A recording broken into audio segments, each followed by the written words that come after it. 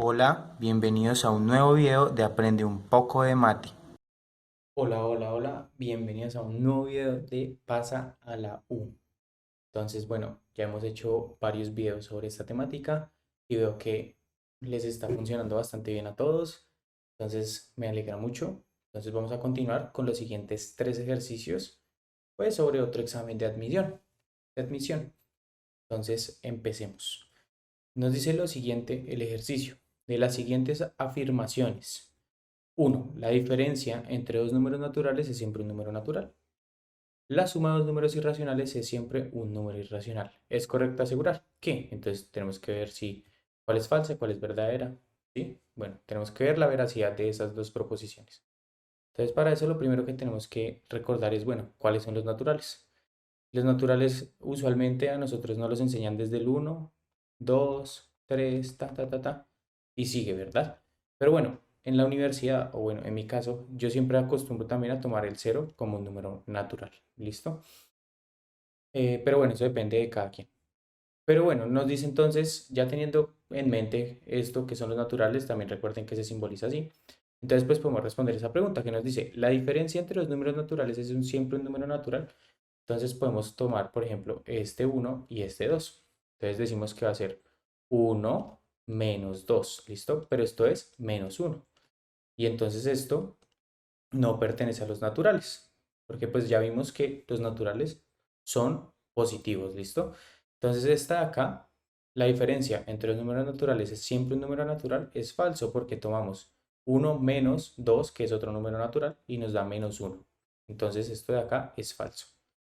Ahora revisemos el segundo ejercicio o la segunda proposición. Nos dice, la suma de dos números irracionales es siempre un número irracional.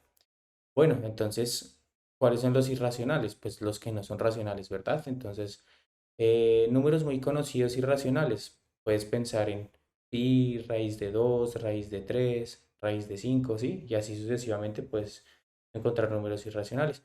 Pues hay otro tipo de números irracionales, como por ejemplo que tú los construyes y no hay un patrón, ¿sí? O sea, no hay una periodicidad, no hay forma de que te encuentres con una periodicidad. Pero bueno, la pregunta que nos dice es, ¿la suma de dos números irracionales es siempre un número irracional? Para responder esta pregunta, pues es muy sencillo, porque tú puedes pensar en un irracional y en su opuesto. Entonces, por ejemplo, si tú piensas en pi, ¿sí? Entonces pi es un irracional, pero tú sabes también que menos pi también es un irracional. Ya este acá pertenece a los irracionales, que se acostumbra a anotarse así, y este también pertenece a los irracionales. Pero entonces si tú haces la suma pi más menos pi, ¿sí? Pues esto realmente es pi menos pi, ¿sí? Entonces esto es cero, pero cero pertenece a los racionales, es decir, no es un irracional.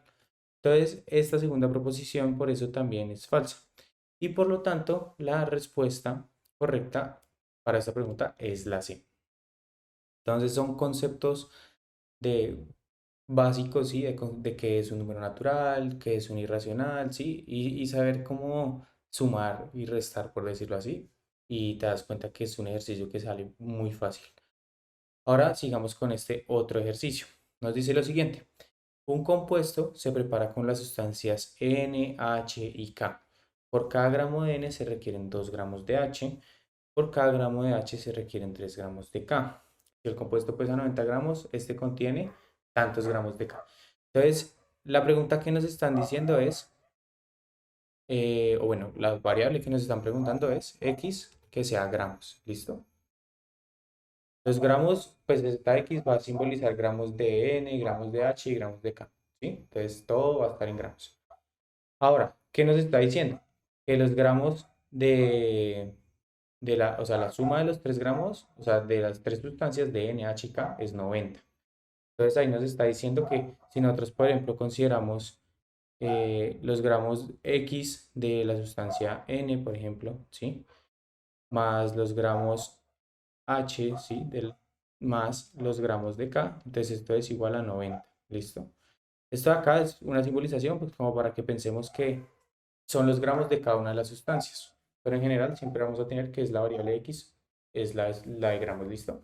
Ahora nos dice, ahí es donde tenemos que entrar a leer el problema y plantear la ecuación para encontrar la solución. Perfecto. Entonces nos dice, por cada gramo de N se requieren 2 gramos de H. Entonces quiere decir que si tú tienes un gramo, digamos que empezamos con X, un gramo de N vas a necesitar entonces para acá, o sea, si tienes un gramo de X, o sea, sí, o sea, un gramo, digamos, X, o bueno, en general, X gramos de N, entonces tú ya después para H vas a necesitar dos veces esta cantidad de gramos, ¿sí? Que eso es lo que nos está diciendo precisamente el problema.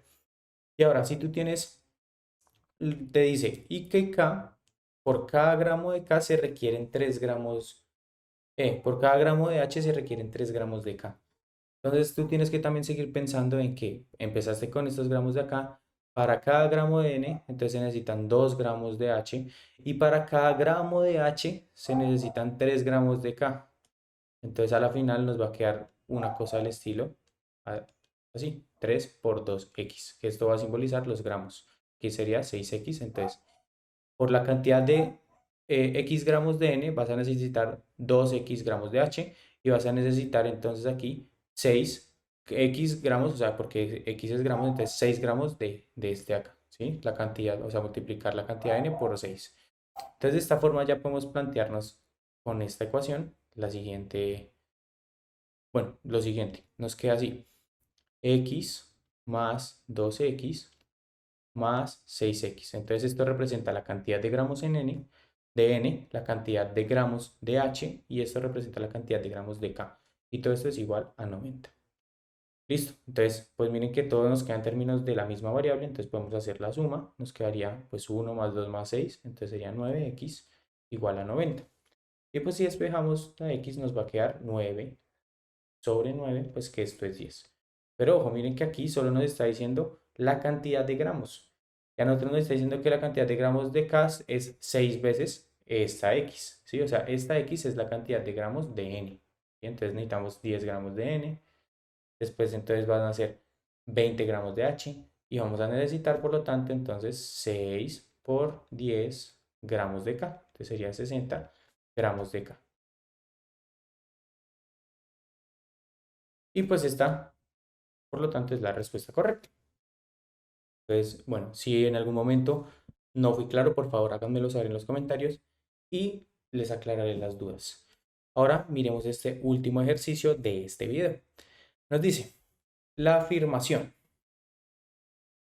de los 80 estudiantes del curso, las 3/4 partes aprobaron el examen, pero solo el 10% de los que aprobaron sacó más de 4/5.